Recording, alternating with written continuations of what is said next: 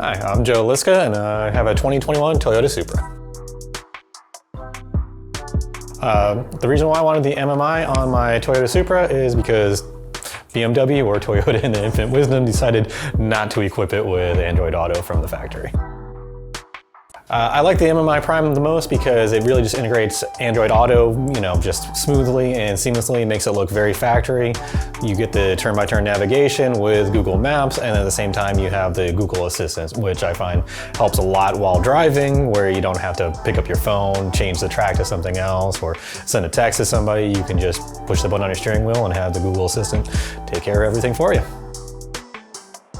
As far as MMI Prime, as far as if I think it's worth the investment, I would say without a doubt.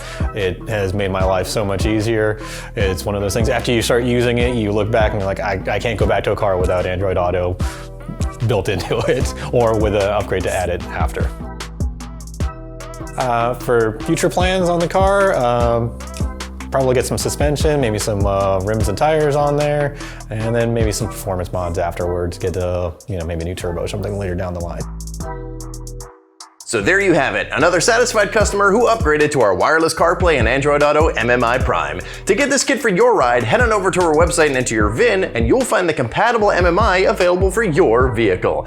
Don't forget to subscribe to our YouTube channel and ring that bell so you don't miss any of the future upcoming videos. Thanks for watching.